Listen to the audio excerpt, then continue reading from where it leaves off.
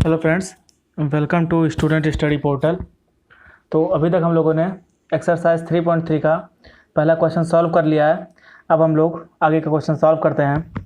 और अभी तक आपने इस चैनल को सब्सक्राइब नहीं किया तो सब्सक्राइब कर लें ताकि नए वीडियोस आपको मिलते रहें। तो स्टार्ट करते हैं क्वेश्चन नंबर 2 का। क्वेश्चन है solve 2x + 3y = 11 and 2x - 4y = -24 and hence find the value of m for which y = mx + 3।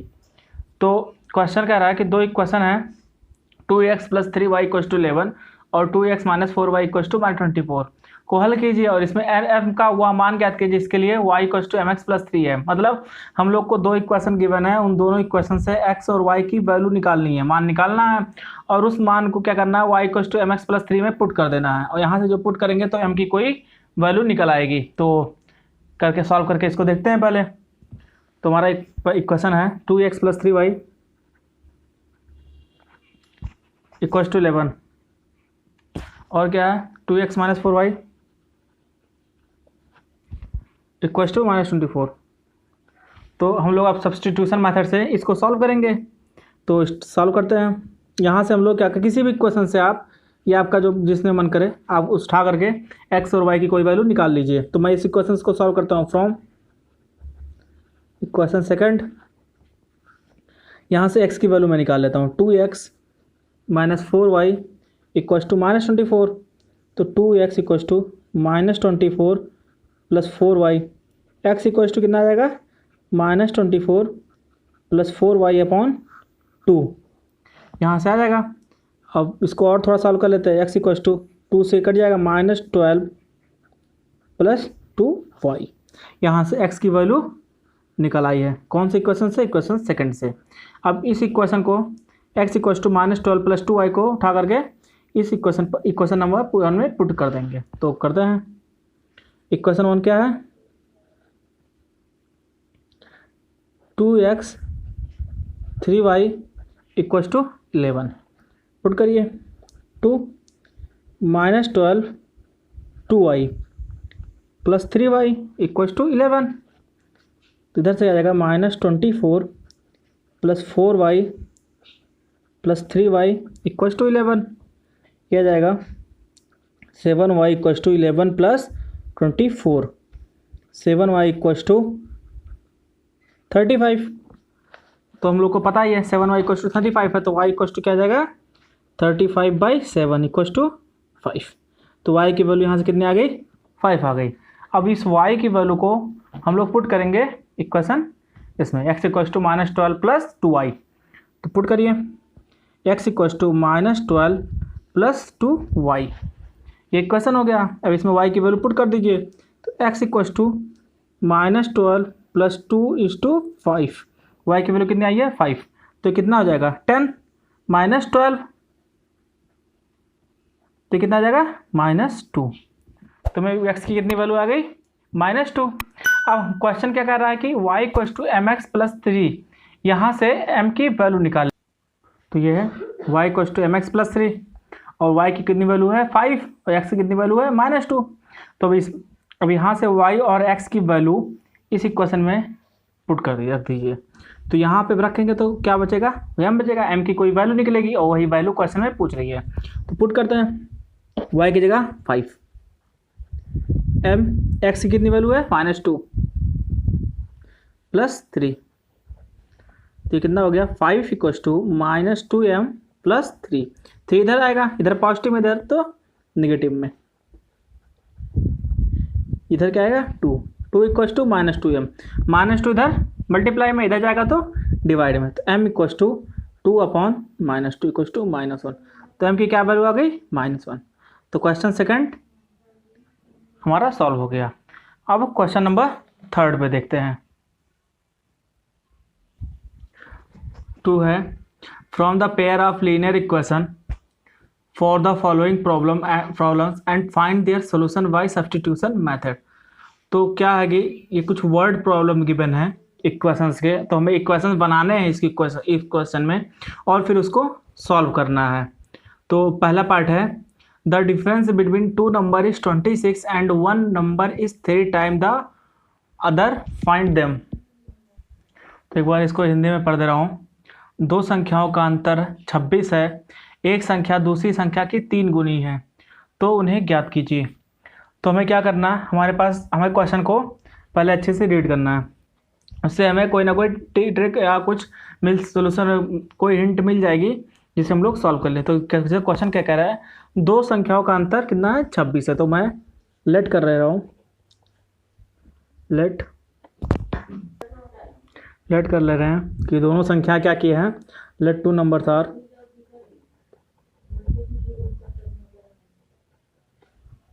x, y। माना जो है दोनों नंबर कितने हैं, दोनों संख्या जो है क्या क्या है, x, y है। तो अब क्या कर रहा है कि दोनों का जो अंतर है, डिफरेंस है, वो कितना है, 26। तो x minus y equals to 26। ये पहला इक्वेशन बन गया। फिर उसके बाद क्या कर रहा है, one number is 3 time the other number.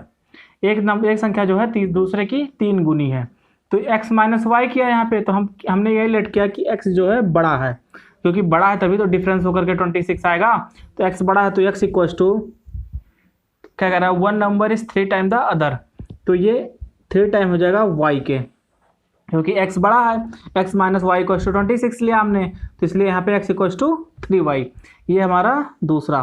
अब इन दोनों को हम लोग सॉल्व करेंगे। मेथड कौन सा रहेगा, सब्स्टिट्यूशन। ये क्वेश्चन में कहा है, तो सॉल्व करिए। यहाँ से x की वैल्यू में पता है 3y है, इस 3y को कहाँ करके हम लोग पहले इक्वेशन में पुट कर दें, इस इक्वेशन में। तो पुट करिए, तो यहाँ पे x की वैल्यू पुट करेंगे तो क्या आ जाएगा, पहले इक्वेशन लिख देते हैं, x minus y equal to 26। Put करिए अब, 3y minus y equal to 26। तो यहाँ से आ जाएगा 2y equal to 26, then y equal to कितना आ जाएगा, 13। अगर y 13 आ गया तो यहाँ पे y की वैल्यू पुट कर दीजिए, यहाँ से x की वैल्यू निकल जाएगी। तो x equal to 3:13, x equal to 39। तो हमें x और y की वैल्यू पता चल गई। x की वैल्यू कितनी है, 39, और y की वैल्यू कितनी है, 13। अब चाहो तो क्वेश्चन को एक बार फिर से वेरीफाई कर सकते हैं। वेरीफाई करने के लिए क्या करेंगे, दोनों का डिफरेंस कितना है, 26। तो 39 माइनस 13 करेंगे तो कितना आ जाएगा, 26। और एक नंबर जो क्या है, x क्या है, दूसरे का 3 गुना है। तो 39 इक्वल्स टू 3:13। तो वेरीफाई भी हो गया है। तो यहाँ पे क्वेश्चन नंबर सेकंड का फर्स्ट पार्ट कंप्लीट होता है। सेकंड पार्ट कह रहा है, the larger of to supplementary angles exceed the smaller by 18 degree, find them. एक बार इसको मैं हिंदी में पढ़ दे रहा हूँ। दो संपूरक कोणों में बड़ा कोण छोटे कोण से 18 डिग्री अधिक है, तो उन्हें ज्ञात कीजिए। तो इसको सॉल्व करते हैं। तो सबसे पहले हम लोग देखते हैं कि सप्लीमेंट्री यानी संपूरक किसे कहते हैं। तो सप्लीमेंट्री उसे कहते हैं, दो एंगल जैसे है x और y, तो इन दोनों का अगर सम जो है 180 है डिग्री, तो इसे कहते हैं सप्लीमेंट्री या संपूरक। 180 डिग्री है तो सप्लीमेंट्री, संपूरक। नहीं तो अगर 90 है तो इसे कहेंगे कॉम्प्लीमेंट्री यानी कि पूरक। 90 है तो पूरक या सप्लीमेंट्री। तो हमें क्वेश्चन में क्या दिया है, सप्लीमेंट्री। तो अब हम लोग क्वेश्चन सॉल्व करते हैं। तो हम लोग को क्वेश्चन सॉल्व करने हैं, तो दो संपूरक, दो सप्लीमेंट्री को एंगल है और एक जो है उससे 18 डिग्री बड़ा है। तो हम लोग ले लेंगे, let two angles are x, y। दो एंगल x और y है, तो x plus y equals to 180 degree. ये तो हो गया क्वेश्चन गिवन क्वेश्चन से, क्योंकि ये कॉम्प्लीमेंट्री है, सप्लीमेंट्री है। तो x plus y equals to 180। दूसरा पार्ट क्या कह रहा है, जो है एक एंगल जो है, जो लार्जर एंगल है, वो छोटे एंगल से 18 डिग्री अधिक है। तो हम मानते हैं कि x बड़ा है, तो x equals to y plus 18, क्योंकि ये 18 डिग्री क्या है, बड़ा है x जो है y से। तो ये आ गया दूसरा इक्वेशन। अब हमारे पास दो इक्वेशन है, दो अननोन है, तो हम लोग सॉल्व कर लेते हैं। तो मेथड कौन सा रहेगा, सब्स्टिट्यूशन मेथड। हमारा मेथड कौन सा रहेगा, सब्स्टिट्यूशन। तो सॉल्व करते हैं। यहाँ से x की वैल्यू मिली हुई है पहले से, तो x की वैल्यू को उठा करके पहले इक्वेशन में पुट कर देते हैं। तो रखते हैं x equals to y plus 18, तो y plus 18 plus y equals to 180। तो यहाँ से 2y इक्वल्स टू 180 माइनस 18, तो 2y इक्वल्स टू 180 माइनस 18 162 162। तो यहाँ y से क्या करेंगे, y की वैल्यू आ जाएगी 162/2 यानी कि 81। तो y की कितनी वैल्यू आ गई 81। अब y की 81 आ गई, x की वैल्यू निकाल लेते हैं। तो यहाँ से y की वैल्यू पुट कर देंगे तो x की वैल्यू निकल आएगी। तो x equals to y plus 18 है, तो यहाँ पे y की वैल्यू पुट कर दीजिए। x equals to 81 plus 18, x equals to 99। ये हमारा आ गया, सॉल्व हो गया। सेकंड पार्ट भी सॉल्व हो गया। अब थर्ड पार्ट देखते हैं। तीसरा पार्ट करा है, the coach of a cricket team by 7 bat and 6 ball for rate 3800। Later she by 3 bat and 5 balls for race 1750 rupees. Find the cost of each bat and each ball. इस question को एक बार हिंदी में पढ़ दे रहा हूँ। एक cricket team के coach ने 7 बल्ले तथा 6 गेंदें रुपये 3800 में खरीदी। बाद में उसने 3 बल्ले और 5 गेंदें रुपये 1750 में खरीदी। प्रत्येक बल्ले तथा प्रत्येक गेंद का मूल्य ज्ञात कीजिए। तो हम लोग को जैसे क्या है, दो इक्वेशन है, एक दो वेरिएबल है एक्स और वाई, तो हम दोनों वेरिएबल में लेट करना है। तो हम लोग क्या करें, सबसे पहले एक बैट और एक बॉल की प्राइस लेट कर लेते हैं। उसके अगर हम लोग एक बैट की कीमत पता चल जाएगी तो हमें 7 और 6 बॉल की कीमत भी पता चल जाएगी। तो लेट करते हैं, cost of 1 bat equals to x. एक बल्ले की कीमत एक्स है और cost of 1 ball equals to y है। तो एक गेंद की कीमत कितनी हो गई, वाई हो गई है। तो हमें एक की पता चल गई है, तो क्या करा है, 7 बैट एंड 6 बॉल। एक बैट की कीमत x है तो 7 बैट की कीमत 7x और 6 बॉल की कीमत कितनी है, एक बॉल की कीमत कितनी है, y है 6 की 6x हो गई।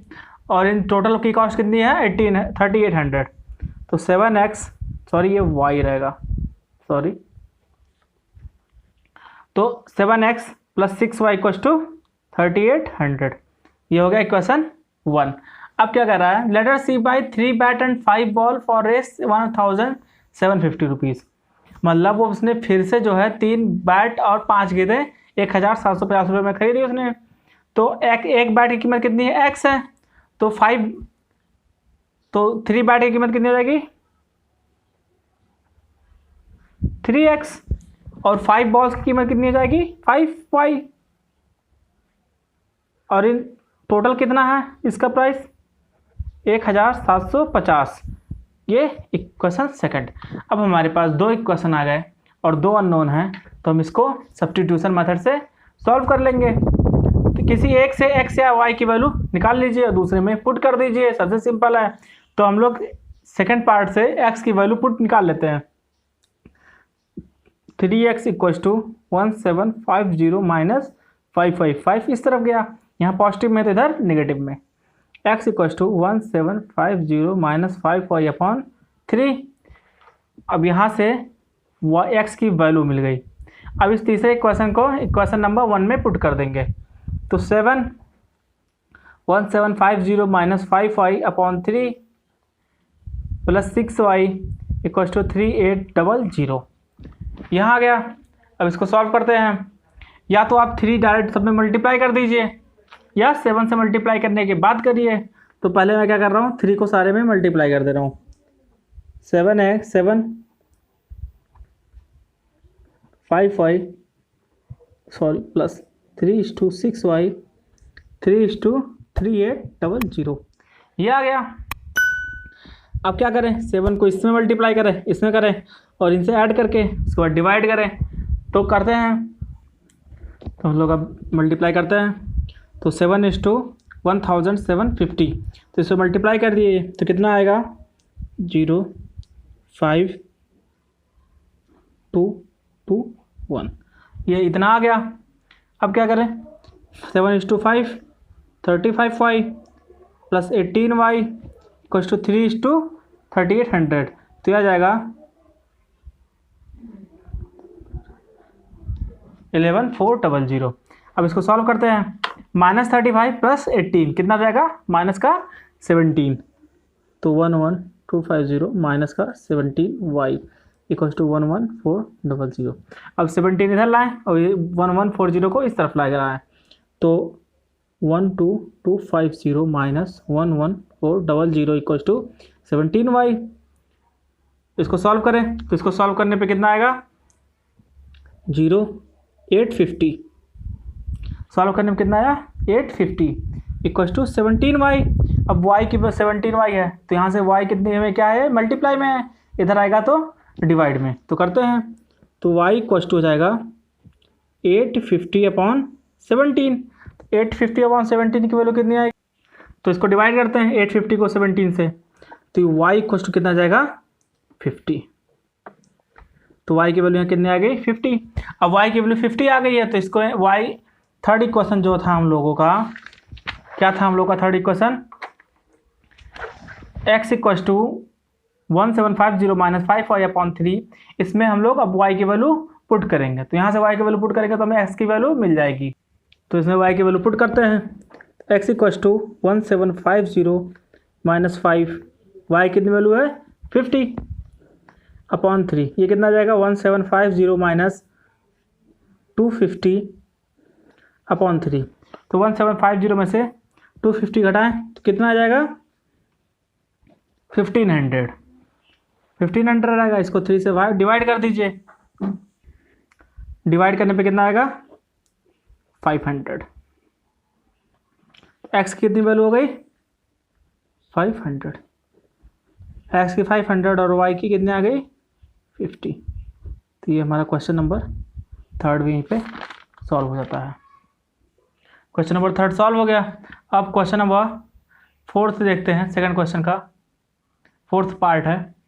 The taxi charges in a city consist of a fixed charge together with the charges for distance covered. For the distance of 10 kilometre the charge paid is Rs 105 and for a journey of 15 kilometer the charges paid is 155. What are the fixed charges and the charges per kilometer? How much does a person have to pay for traveling a distance of 25 kilometer? तो इसको एक बार मैं हिंदी में पढ़ दे रहा हूँ ताकि अच्छे से आपको समझ में आ जाए। तो क्वेश्चन कह रहा है फोर्थ पार्ट, एक नगर में टैक्सी के भाड़े में नियत भाड़े के अतिरिक्त चली गई दूरियों का भाड़ा भी सम्मिलित किया जाता है। 10 किलोमीटर दूरी के लिए भाड़ा रुपये 105 है तथा 15 किलोमीटर के लिए भाड़ा रुपये 155 है। नियत भाड़ा तथा प्रति किलोमीटर का भाड़ा क्या है यदि एक व्यक्ति को 25 किलोमीटर यात्रा करने के लिए कितना भाड़ा देना पड़ेगा। तो मतलब कह रहा है कि क्वेश्चन कह रहा है कि एक शहर है जिसमें टैक्सी चलती है और उसमें पर किलोमीटर का भी चार्जेस हैं और एक फिक्स डिस्टेंस का भी चार्ज है। तो वही कह रहा है कि 10 किलोमीटर दूरी के लिए कितना है, 105 रुपये हैं और 15 किलोमीटर के लिए उसको 155 रुपये पे करना पड़ता है। तो बताना है कि वो प्रति किलोमीटर का किराया कितना है और एक व्यक्ति का 25 किलोमीटर चलता है तो उसे कितना पे करना पड़ेगा। तो सॉल्व करते हैं इसको। तो क्वेश्चन है कि अगर वो कुछ 10 किलोमीटर चलता है तो उसको एक फिक्स्ड प्राइस जो कि है वो देने होते हैं और पर किलोमीटर के अकॉर्डिंग देना होता है। जैसे मैं 5 किलोमीटर गया तो मान लो मेरा फिक्स्ड प्राइस 25 रुपये है, तो मुझे 25 रुपये देने हैं उस ऑटो वाले को और 5 किलोमीटर के अकॉर्डिंग भी देना है। मान लो 1 किलोमीटर का 2 रुपया है तो 10 रुपये और देने हैं, तो 35 हो जाएगा। मतलब एक फिक्स्ड प्राइस है कि आप ऑटो में बैठ के कहीं जाते हैं तो आपको एक फिक्स्ड प्राइस देनी होगी और पर किलोमीटर के अकॉर्डिंग भी आपको चार्जेस पे करने पड़ेंगे। तो वही क्वेश्चन में कह रहा है कि एक जो है फिक्स्ड प्राइस है और एक क्या है, चार्ज क्या है, किलोमीटर के अकॉर्डिंग है, पर किलोमीटर पे। तो 10 किलोमीटर चला तो उसने 105 रुपये पे किए और 15 किलोमीटर चला तो उसने 155 रुपये पे किए। तो हम लोगों के पास दो वेरिएबल क्या क्या हैं, एक है फिक्स चार्ज और एक क्या है, चार्ज पर किलोमीटर के लिए। तो हम लोग लेट कर लेते हैं, माना जो कि है फिक्स चार्ज जो है ये है एक्स, कि आपको एक्स रुपये देने ही देने हैं। तो ये आपके फिक्स प्राइस हो गए। तो हिंदी में क्या हो गया, फिक्स चार्ज क्या हो गया, नियत भाड़ा। और क्या एक क्या है, चार्ज पर किलोमीटर। ये कितना हमने लेट किया, वाई, यानी कि प्रत्येक किलोमीटर का चार्ज कितना है, भाड़ा कितना है, वाई है। तो क्वेश्चन क्या कह रहा है, 10 किलोमीटर उसने चला तो उसके 105 रुपये बनते हैं। तो हमारा फिक्स चार्ज तो देना ही देना है, प्लस 10, 1 किलोमीटर का वाई है, तो 10 किलोमीटर कितना हो गया, 10y इक्वल्स टू 105। ये हमारा पहला क्वेश्चन बना। दूसरा क्या कह रहा है, एक तो फिक्स चार्ज प्लस 15 किलोमीटर का उसको कितना पे करना पड़ा, 155 रुपये। 1 किलोमीटर का वाई तो 15 किलोमीटर का 15y। ये हमारा सेकंड इक्वेशन हुआ। अब आपको इक्वेशन से समझ में आ रहा है कि क्वेश्चन क्या कहना चाहता है। क्वेश्चन कहना चाहता है कि एक्स जो है आपको फिक्स्ड प्राइस देना ही देना है, प्लस उसमें चार्ज पर किलोमीटर के अकॉर्डिंग भी देना है। तो अब इसको दोनों को सॉल्व करते हैं। दोनों को सॉल्व करने के लिए क्या करेंगे, सब्स्टिट्यूशन मेथड से सॉल्व करेंगे। किसी एक इक्वेशन से आपको जो इजी लगे वहाँ से एक्स या वाई की वैल्यू निकाल करके दूसरे इक्वेशन में पुट कर दीजिए। तो मैं बाई इक्वेशन 1 मैं यहाँ से फर्स्ट इक्वेशन से एक्स की वैल्यू फाइंड करता हूँ। तो एक्स इक्वल टू क्या आ जाएगा, 105 माइनस 10y। हमें यहाँ से एक्स की वैल्यू मिल गई। अब क्या करें, इसको पुट कर दें। तो हम लोग इक्वेशन जो 3 है वो इक्वेशन 2 में पुट कर दें। यहाँ से हम लोगों ने एक्स की वैल्यू निकाली थी, एक्स की वैल्यू निकाल करके हम लोग अब सेकंड इक्वेशन में पुट कर लेंगे। तो इक्वेशन क्या है, x plus 15y equal to 155। तो यहाँ पे एक्स की वैल्यू रख दीजिए। तो रखते हैं 105 minus 10y, sorry 105 minus 10y plus 15y equal to 155। यहाँ से ये वैल्यू आ गई। अब इसको सॉल्व करते हैं। तो ये हो जाएगा प्लस का 15 माइनस का 10 5y, और इधर से 155 माइनस 105। तो ये हो जाएगा 5y, और 155 से 105 गया तो 50 बचा। अब 5y इक्वल टू 50, तो y इक्वल टू 10 आ जाएगा। 5y इक्वल टू 50, तो y क्या आ जाएगा, 50/5 इक्वल टू 10। ये आ गया चार्ज पर किलोमीटर कितना है, 10 रुपये। और फिक्स प्राइस पता करते हैं। तो जो हमारा पिछला इक्वेशन था, अब जो पिछला इक्वेशन था वो था x equal to 105 minus 10y। अब यहाँ से y की वैल्यू कितनी निकली है, 10। तो इसमें पुट करते हैं, तो यहाँ से फिक्स चार्ज का भी पता चल जाएगा। तो आ गया 105 माइनस 100, 5। जो फिक्स चार्ज कितना आ गया, 5 आ गया। और जो चार्ज पर किलोमीटर 10 है, मतलब ये कितना आ गया, नियत भाड़ा, यानी कि फिक्स चार्ज। और कितना आ गया, चार्ज पर किलोमीटर, मतलब भाड़ा पर किलोमीटर पे आ गया। तो हमने यहाँ चेक कर लिया कि हमें 5 रुपये तो फिक्स देने ही देने हैं, प्लस 10 रुपये पर किलोमीटर के अकॉर्डिंग भी देना है। हम लोग क्वेश्चन नंबर 5 सॉल्व करते हैं। तो क्वेश्चन नंबर 5 है थर्ड क्वेश्चन का, तब a fraction become 9/11 if 2 is added to both the numerator and denominator. If 3 is added to both the numerator and denominator it become 5/6। Find the fraction. इसको मैं एक बार हिंदी में पढ़ दे रहा हूँ। यदि किसी भिन्न के अंश और हर दोनों में 2 को जोड़ा जाता है तो वह 9/11 हो जाती है। यदि अंश और हर में 3 जोड़ दिया जाए तो वह 5/6 हो जाती है। तो वह भिन्न ज्ञात कीजिए। तो क्वेश्चन से ही समझ में आ रहा है कि हमारे पास एक फ्रैक्शन है x/y, हम इसको लेट कर ले रहे हैं, यानी कि एक भिन्न है x/y। तो इसमें क्या करते हैं हम लोग, जब दोनों में डिनोमिनेटर और न्यूमरेटर यानी अंश और हर में हम लोग 2 को जोड़ते हैं तो ये कितना हो जाता है, 9/11। और यदि हम लोग, ये पहला क्वेश्चन, अंश और हर में 3 को जोड़ते हैं, यानी न्यूमरेटर और डिनोमिनेटर में 3 को ऐड करते हैं, तो ये कितना आ जाता है, क्या आता है, 5/6।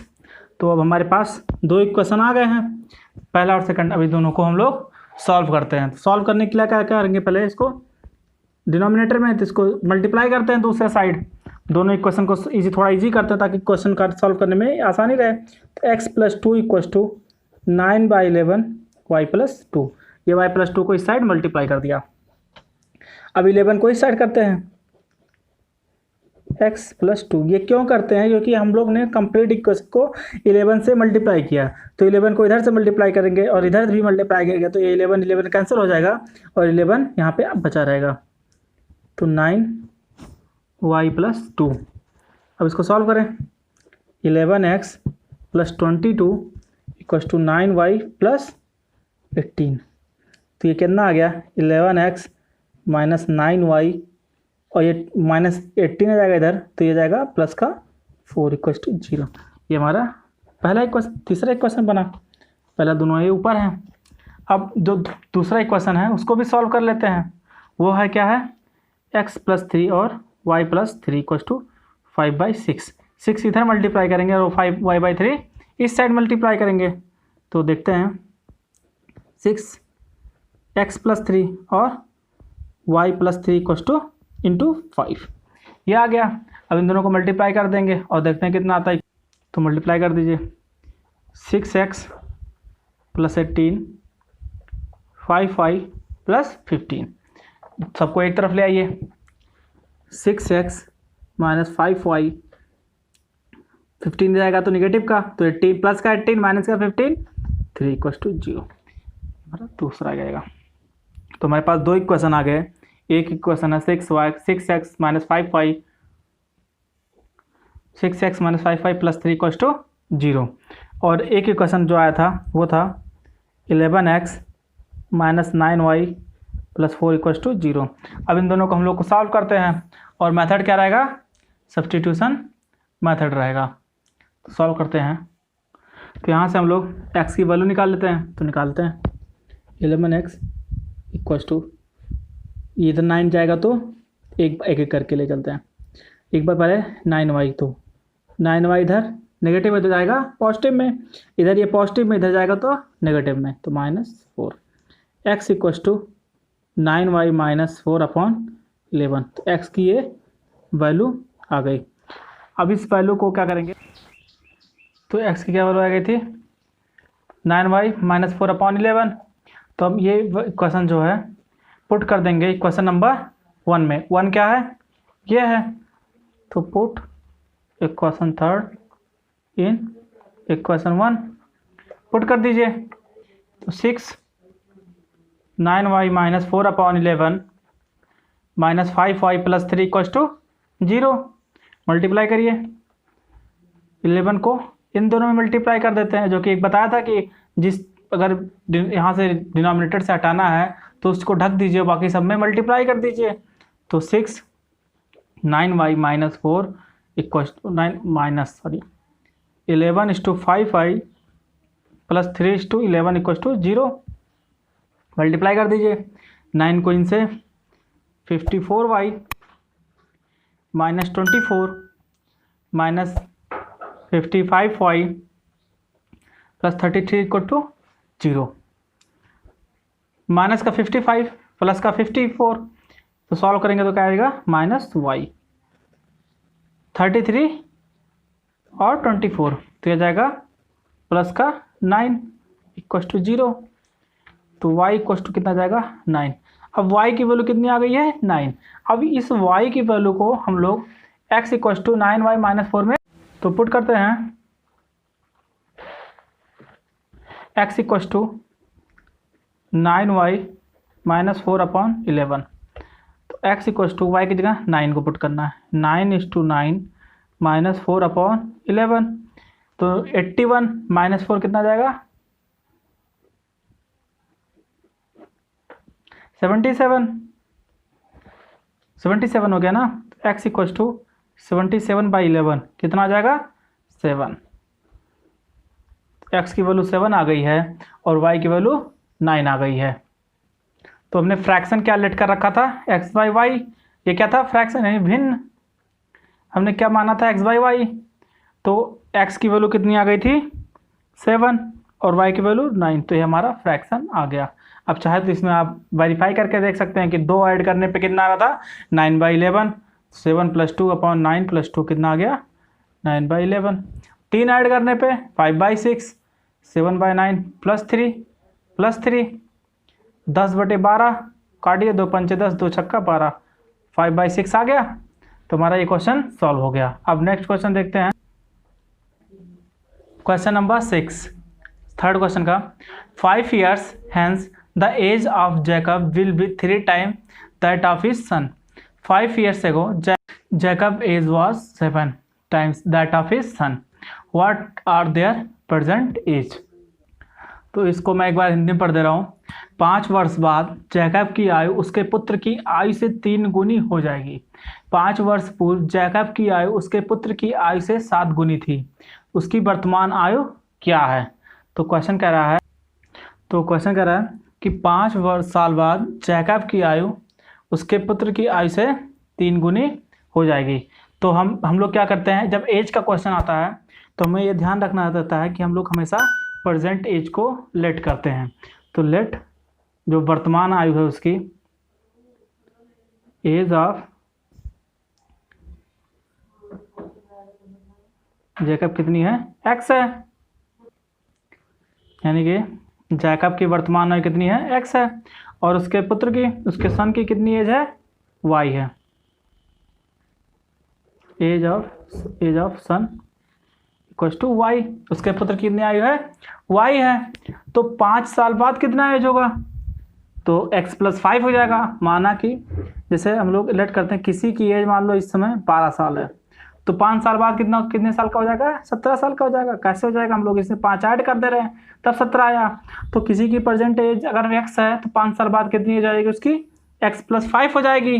तो ये कितने हो जाएगा, x + 5। ये तो जैकब का हो गया, सन भी 5 साल ज़्यादा बड़ा हो जाएगा ना, तो इसकी भी xy + 5। और 5 साल बाद जैकब की एज उसके सन के एज से 3 गुनी हो जाएगी। तो करते हैं, जैकब की एज कितनी है, x + 5, और जैकब के सन की एज कितनी है, y + 5। तो x + 5 = 3 टाइम y + 5। 5 साल बाद उसके पुत्र की 3 गुनी हो जाएगी। तो एक इक्वेशन ये मिला, इसको सॉल्व करते हैं। x + 5 = 3y + 15, x - 3y, 5 इधर आया तो 15 - 5, x - 3y = 10। ये हमारा पहला इक्वेशन बन गया। अब दूसरा क्या कह रहा है, दूसरा पार्ट क्या कह रहा है कि 5 साल पहले 5 ईयर अगो जैकब की एज जो है उसके सन के एज की 7 गुनी है। ये तो 5 साल बाद की है। तो इसी एग्जाम्पल में जैसे किसी की प्रेजेंट एज 12 है, तो 5 साल बाद उसकी कितनी एज हो जाएगी, 17। लेकिन अगर किसी की प्रेजेंट एज 12 है तो 5 साल पहले उसकी एज क्या होगी, 12 - 5 = 7 हो जाएगी, क्योंकि हम इसमें 5 सब्ट्रैक्ट कर रहे हैं। तो ऐसे सेम समझ लीजिए कि किसी की प्रेजेंट एज x है, तो 5 साल पहले की एज क्या होगी, x - 5। ये तो जैकब की एज हो गई। और उसके सन की प्रेजेंट एज y है, तो 5 साल पहले कितनी एज होगी उसकी, y - 5। ये उसके सन की एज है। और क्वेश्चन के अकॉर्डिंग क्या कह रहा है कि जैकब की एज 5 साल पहले उसके सन की एज की 7 गुनी है। तो x - 5 = 7 टाइम y - 5। अब इसको सॉल्व करते हैं। x - 5 7y - 35, x - 7y, इधर माइनस का 35, ये 5 इधर जाएगा तो प्लस का 35, सॉरी माइनस का 35 + 5, x - 7y = 30 माइनस का 30। ये हमारा बन गया सेकंड इक्वेशन। पहला इक्वेशन क्या था, x - 3y = 10। दूसरा इक्वेशन क्या है, x - 7y = -30। तो हमारे पास 2 इक्वेशन आ गए हैं, 2 अननोन है। हम इसको सॉल्व कर लेते हैं तो हमें जैकब और उसके सन की प्रेजेंट एज पता चल जाएगी। तो हम इसको सॉल्व करते हैं। तो हम लोग इसको अब सब्स्टिट्यूशन मेथड से सॉल्व करते हैं। 2 इक्वेशन 2 अननोन, सॉल्व हो जाएगा। यहाँ से x की वैल्यू निकाल लेते हैं, x = 10 - 3y। अब यहाँ से x की वैल्यू निकल गई है।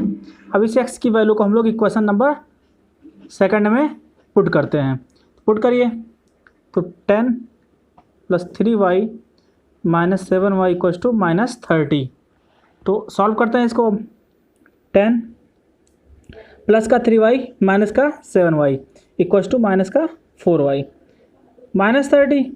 अब ये y इस तरफ जाएगा और 30 इस तरफ आएगा, तो 10 + 30 = 4y। इधर 30 नेगेटिव में है, इस तरफ आया तो पॉजिटिव में, और ये 4 क्या इधर नेगेटिव में है, इस तरफ गया तो पॉजिटिव में, जो कि ये आ गया है। अब 4y = 40 हो गया, y = 40/4 = 10। तो y की कितनी वैल्यू आ गई? 10। अब y की 10 आ गई है, y की वैल्यू इसमें रख देंगे तो हमें x की वैल्यू पता चल जाएगी। वैल्यू रखते हैं, तो x = 10 + 3y। वैल्यू पुट करिए y की, x = 10 + 3 = 10, x = 10 + 30, x = 40। तो x = 40 आ गया। अब x हमने क्या लेट किया था? जैकब की एज। तो जैकब की एज प्रेजेंट एज 40 हो गई, और उसके सन की प्रेजेंट एज कितनी हो गई? 10 हो गई। सन की उसके प्रेजेंट एज कितनी हो गई? 10 हो गई। तो हमारा ये क्वेश्चन नंबर 5th भी सॉल्व होता है। तो एक्सरसाइज 3.3 यहीं पे समाप्त होता है। अगर आपको ये वीडियो यानी समझाने का तरीका अच्छा लगा हो तो प्लीज़ इसको लाइक करें, शेयर करें, सब्सक्राइब करें। Thank you.